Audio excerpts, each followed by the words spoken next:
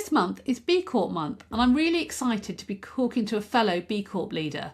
There's always so much energy around in B Corp month. I've been to a couple of events, but it's really exciting to be hosting a B Corp leader who helps companies that are purpose-driven really sell the kind of organisation that they are to potential clients. Dave Hoch is CEO and founder of the Colibrily Crew, which is an ethically driven marketing agency that helps purpose-built organisations like ours grow with clarity. Dave, welcome to the podcast. Thank you for having me here today. It's good to see you, Julie. Let's start with your journey.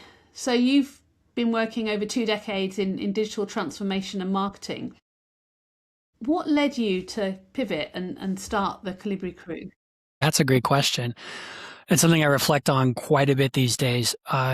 So I spent a lot of time in corporate America and big Fortune companies, and I noticed a common trend when I was sort of like a junior employee there. There was no ethos. There was no ethics. It was profit, profit, profit, profit.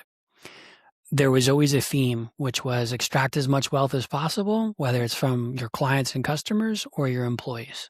Did not matter. And this is specifically in the US. And over time, I realized, man, there's got to be a better way to do this to support companies. And even more so, there's got to be small businesses of people that want to do good stuff, that want to do good work, that want to make an impact, that need help. So my journey was coming out of that. I thought, okay, let me see if I can't find that sweet spot of being able to help small businesses or medium businesses, really anyone who wants to do something good creatively, wants to do something good for society, but doesn't necessarily have the background or experience or understanding how to get there. So they got an idea, but they want to make it happen. And that was the reason I started the Colibrily Crew, was to step in and say, okay, well, I've got some marketing background. I've got a good team around me. How can we help move the needle for people that could make an impact, have big dreams, but need the support to get there? It's something we certainly struggled with, was how do we tell people that we're different? So when did you become a B Corp, and why did you do that? Sure, 2023, I believe. So I went to a program that focused on sustainability and entrepreneurialism for businesses that want to do good in 2010, I think. And that's where I first learned about B Corp, B Labs. Cool. And I learned about it. Yeah. It was very cool, and I was blown away, and I got to see a bunch of speakers by them, and I thought, like, man, this is crazy cool. Like, we've got someone who's talking the talk and they're walking the walk. They're not just saying, yeah, we're going to do good stuff and, that's it. A little bit of greenwashing in there. No, it was something that blew my mind. And so I thought, okay, when I have my own business, 100% we are going to have a B Corp. And so right out of the gates, I launched my business between 5 and 7 years ago. I started by myself as a solopreneur and then kind of grew it over time. And once I got to the point of thinking, okay, it's time to start our B Corp journey, I reached out to B Lab, started the process, was certified within a year. And along the way, just learned, I mean, people say this all the time because it is B Corp month, like, hey, this is a good idea. We want to be certified. The thing that blew my mind and still blows my mind is it just makes my business better because we're constantly evolving. And whether it's the way we serve our clients or whether it's how we serve our internal staff, like I'm constantly looking at, okay, how can we have one of the most progressive agencies or marketing agencies on the planet? What can we do? And I can go have conversations with B Lab and get guidance, right? It's always saying, hey, the marker to improve is a little bit farther ahead. So you're constantly evolving. It's not just to set it and forget it. We're certified. We're done. Hey, everybody, look at us. One of the things that I love is people that would naturally be your competitors, if they're a fellow B Corp, you kind of work together. So 100%. We have a little community of B Corp MSPs, and we do webinars together, and we meet, and we've been known to say to clients, well, we're not the right company for you, but we've got a fellow B Corp who's the right company for you to work with. And I love that. I love that we're colleagues rather than competitors. We're on the same boat. Yeah, and that's at the end of the day, you're part of a crew, right? And that's why we call ourselves the Colibrily Crew. You're in a larger situation there with a tribe of people that you want to support, right? As opposed to like traditional business, which is you're kind of frenemies in that regard. No. This is everybody, We work with other digital marketing agencies that are B Corps all the time. You know, we trade ideas, we do roundtables, we guest speak together, you name it. Yeah, we're all here to do the right thing, and I think at the end of the day, that's the point. Absolutely, absolutely. And one of the big changes in your industry at the moment is the implementation of AI, isn't it? It's having a big impact on What's your AI? industry. Never heard of it. AI.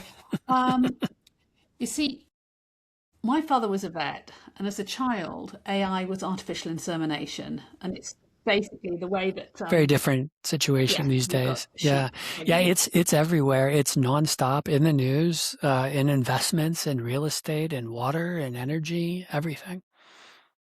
But for you, hmm for a digital agency like yours, it's really changing the way that people look at SEO, being top of the Google page one on Google. It's all different now. So tell us a bit about what's different.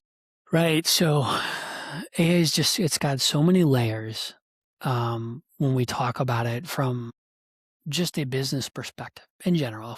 If we open up the onion and we look at the layer with respect to digital marketing, it's another tool. Okay. That's how we utilize it. We use it with our own ethical policy that we've developed in-house. We've shared it with other colleagues, other organizations. We talk about this all the time. It's another tool in the toolkit to help you get the job done. The thing I always caution people on when using AI is you can't teach ethics, or at least responsible human-centric ethics, to AI the same way we naturally have values built into us, right? Or we've developed over time. So do we use AI as an organization? Absolutely. Of course. It's another toolkit. It's the same thing when spell check came out. I'm old enough to remember when we didn't have spell check, right? Like, boy, I made a lot of mistakes. That's cool. I've still make a lot of mistakes. Thank goodness we've got spell check, right? It helps me improve the quality of work that I'm doing. It's not a substitute for the work that I do or anyone on our team, but we utilize it. So the thing about AI right now is, at least when it comes to digital marketing, is you think about it as, okay, it's another tool in the toolkit. How can I utilize it to either be more productive, speed up some tasks that I would utilize otherwise? I use it for proposals. I say, hey, am I missing something on this proposal that I'm putting together? Is there some area I'm not looking? Another set of eyes. It doesn't replace me. It doesn't replace the work that my team does. But it definitely gives us another point of view. You just have to always put an asterisk on it and know that it's not a one and done button. I push the button and now I send it off to the client and everybody's happy. We're not there. We're not there. And I don't know that we ever will be there. Now, there are some businesses that are completely comfortable just producing a lot of machine-written, boring content. You see a lot of that on social media right now. Isn't it? It's just bland. It's just bland, and it's, rules of threes. It's not this, it's this. Like, it always has the same sentence structure. And I just find that you lose that authenticity. So when people talk about, AI is being used in digital marketing, it is. But the companies that are using it as a substitute for their work, they're losing authenticity. And that goes for their clients, right? If you lose authenticity, especially if you're an impact-driven organization, people see through that. Exactly. And from your experience so far, how are the AI tools deciding which brands to bring up? Meaning as in which applications to use, or? No. So if I'm using AI, so somebody came to us the other day and said, we did an AI search and you came up as one of the top companies, so we want to talk to you. I mean, that's lovely, but what did AI do to find us? I see. Yeah, so it's interesting because people talk about AI as this, and we do a lot of work on this right now, this new tool for having to replace Google, as you mentioned, on page one. And at the end of the day, I stopped saying AI, artificial intelligence optimization, or generative geo. I just say SEO because it's really the same thing. Your foundation that you build for Google and SEO in general, it's the same foundation that's used by AI. AI just has more tools to search out there, right? So what really matters right now is just our authority. It's kind of old school style. It's if you see someone's name everywhere, then chances are they're a well-run business. or they got a good marketing budget, right? Like they're big enough. You know that they're there. They're in advertisements. You see them in the store. You see posters. Like in the old, people talk about them. You see commercials. It's the same way now. You have to be everywhere, and you need to be at least an expert or an authority or trustworthy. It's the acronym that Google uses, EAT. That's their thing for telling you, hey, we want to know that you're on LinkedIn. We want to see that you're posting real content. We want to see that your website's well optimized. It doesn't load in 25 seconds. We want to see that you've got a Google My Business page, that maybe you've written some articles on a blog. You're published in some places. Maybe you've run a few ads. We want to know that you, in your evolution of business, it's happened naturally. You can't just buy that tomorrow, right? And this is what I talk about with our clients now is right now is a good time to try and improve your AIO, your SEO rankings, because imagine if you were, last year, 2 years ago, trying to rank on the top 10 for something on Google versus 20 years ago. It was a lot easier, right? Or in the early 2000s than it is now, right? You don't want to be playing catch up. So just do the basics. Have a digital marketing plan, have a strategy, and execute upon it. Brilliant. No, thank you. That's really helpful, I think, for people. So it's basically do what you were doing and carry on, but be really thorough and just be everywhere if you can, right? Like I say, be everywhere, but be in the right places, right? Like, you're not, I'll show my age again. You're not going to be on MySpace posting content on an old social media application from early 2000s, right? You go to LinkedIn, write some articles, get published in some places, create a blog, be present, be active, just be active. Yeah, no, thank you. And many of the companies I understand that you work with are trying to create a positive environmental or social impact. How are you helping them share that side of their story? Well, that's a great question. So 2 ways. One, when we ideate with them, I'm a business person first before I'm a marketing person. And I talk a lot about operations with them and how they're doing things. And we talk about things like with your workforce development, is it possible for you to hire and staff people that don't have traditional backgrounds, for example, or different educational backgrounds, or Jedi, or are there different ways for you to look at running your business in either a more impactful way or more sustainable way? Then when we talk about the marketing component of it, we look at it through the lens of the same audience we have, right? What's important? What does ethics mean to them? What values are important to them? And can we tell that story to them so it will resonate with them, right? So a simple way is if we're going to talk about the work that we're doing, we need to talk about both all the unintended consequences. Sometimes there's work that we do and, we benefit other communities. We should talk about that. Or we talk about how we benefited our own personal team. Or we talk about more than just metrics, right? Hey, we had 600% new leads and growth. That's great, but how did it affect people's lives? That's the question. It really is at the end of the day. How are you affecting people's lives? And if you start to talk about that, it's easier to tell a story about someone's life than it is to talk about percentages and numbers. Yes, it's not, well, it's easier, but it's more, it's harder sometimes to share of yourself rather than to share numbers. I think some people find that quite difficult. You got to do all of it. You can't just go heavy into one area. But I think people can relate to being human beings, right? And that's the thing. If you're relatable in what you're talking about, someone maybe has a shared experience or can imagine themselves in a shared experience like that, then I think it's easier to break the ice or at least knock the walls down. And do you think transparency has started to matter more now? More than ever. Yeah. Yeah, I mean, more than ever. I'm originally born in the States. We can talk politics all day long. There's the important thing about transparency there and how heavy that feels right now globally, right? And it's not just an American thing, but it's a business problem, right? We're at this point in my personal opinion, where unfettered capitalism has brought us to this place of astronomical wealth, right? And productivity. Oftentimes that's on other people's backs, climbing to the top. And you have to acknowledge that.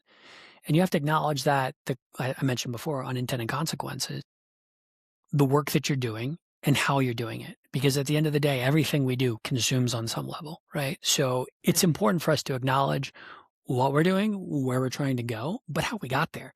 And if you don't talk about that how, I mean, you always have to talk about the why, but if you don't talk about the how and you're not being transparent about it, I just think people want honesty right now. There's too much untrustworthy content out there Yeah. that doesn't have that human feel. And if you don't come across as being human, the immediate reaction is rejection. And I think it feels to me that if you're not authentic, it's so easy for someone to find contradictory That's information right. about your brand or what you've done or whatever now. So there's no point in pretending. You have to be honest Yeah. And do the in right the way thing. that you got away with before, maybe. Sorry, Julie, if you're doing the right thing, then transparency is not a problem, Yeah, yeah, right? At the end of the day, it's you're just telling your story. yeah. Yes, but if you have got a past you're ashamed of, that's harder. That is very hard. Hey, I worked at a corporate bank in the States for many, many years. Not a good place, not a good company that I would recommend working for now, but is also part of my journey. And that's what it led me to doing good work now. But yes, I hear you. I mean, our journeys are all different, and they're always different to talk about or difficult depending on the day. No, definitely. We've talked about what you do and influence, but tell me about your company. Tell me about how you run your company and how your values come through in the way that you run your Yeah, company. that's a great question, Julie. So we are a digital marketing agency. We do things a little bit differently. We've taken on sort of a human-centric / holistic approach. I like to talk about creating resilient digital marketing systems. That's kind of the phrase that stuck with me, and the resiliency being that marketing today is really just about the story you tell and where you tell it. So the way we run our organization is we are a team of 6 of us. We're dispersed throughout European time zones. We hire people that don't have traditional backgrounds in the workforce. They may not have a formal degree or studied a particular topic, or they may be self-taught. They may be neurodivergent. They may be refugees. They may be in different parts of the planet that are in war zones right now. My goal has always been with the Colibrily Crew is saying, how can we create something totally unique and different that gives us a complete different perspective? Because when you're thinking about marketing, a lot of it's ideation and creativity, right? And having different opinions and bringing them from different places. That's always been our goal. When I say I try and have one of the most progressive agencies, that part of it's being a B Corp. We're 1% for the planet. We have unlimited paid time off. We have unlimited vacation days, complete work flex schedule, menstrual cycle time off. We do an annual on-site together, sort of like a retreat. We've been doing a mind-body stipend for the last year and a half where, hey, here's some money every month to go work on yourself to help your mind or your body or however you need it to improve your personal life. It's a challenge to run a business these days. There's a lot of different global factors at play. But I think at the end of the day, I always think about this. We have our clients, but for me, I serve my team. Now, that's my job. My job is not my clients. My job is to empower my team so that they can do the best job for the clients. If that means, someone has to take time off because of an emergency, cool. Or they need an emergency loan, or they're traveling and they're in a war zone and it takes 35 hours to get across the border. That's what it is. We bring hugs at the end of the day. And how do you manage to keep that level of energy when you're all remote from each other? A lot of coffee. No, joking. It's challenging. We do check-ins. We do regular check-ins. We do one-on-ones. I have one-on-ones with all my staff. We have an open door policy. We have a separate application. We use Signal for business chats, and we communicate with each other. We don't have anything personal, like our WhatsApp stays over there in a different place, or text messages. We have a Monday kickoff morning where we all get together and we say, cool, what's going on? And honestly, we do some fun stuff. We have something called Big Ups, where every week we recognize somebody in the company who's done something well, and we all take turns. We do Big Ups for our clients as well. We talk about small wins. We have a little time for small gripes and big gratitudes, right? So we're way more. I always say this to my team: we're humans first. We're worker bees second. Our personal lives are way more important than our professional lives. That foundation allows us to be personable, allows us to become, we're all friends, right? At the end of the day. And so I don't find motivation as a challenge. And we're all in this trying to improve things. So we're very selective when we hire, right? Because it's about company culture and finding the right fit and the right type of person. And we spend a lot of time going through those motions before we bring someone on board. So I would say it's not hard if you're doing it the right way. How do you keep that culture when you're working with clients? So if you end up working with a client that doesn't share your culture, that doesn't treat your people in the way that they feel that they should be treated, how do you cope with that? It's a tough one. It is a tough one. And to be honest, I struggle with this. I'm smart enough to know when I don't know the answer, and I don't know the answer to this. We have clients like this today, and the best we can do is offer suggestions, ideas, and coach and recommend, especially when it comes to management. There are clients that I've worked with where individual staff members of them will come to me and ask for coaching or advice. And I have an open door policy with everyone we work with, and we'll sit down and I'll give them career advice. I'll give them personal advice. I'll talk about ways they can improve their jobs at their own business or where they're working. I think it's about just trying to do the best you can in every situation and knowing when's the right time to push and also knowing when it's not the right time to push. Meaning I can give recommendations all day long. My job is to just motivate, right? And if I can plant seeds, and we've seen this happen with clients. You plant seeds and over time, you repeat it. And over time, it starts to become what they see as normalized, right? When we talk about living wages, for example, and I keep mentioning that with clients and startups, and the UK is great. They've got a whole program dedicated to this and certification, living wage, and we've done that. Yeah, it's phenomenal. You just kind of talk about this stuff, and you sound like a broken record, but at the end of the day, you impress upon people what you talk about. They look to us as experts, right? Whether it's digital marketing or how to run a business. So if I can just drop some hints casually and then start talking it up and talk about how it's benefited our organization, it helps move the needle for sure. Thank you, Dave. I've really enjoyed our conversation today. Thank you. I've loved talking to you. Hopefully we'll keep in touch, and I'll talk to you some more.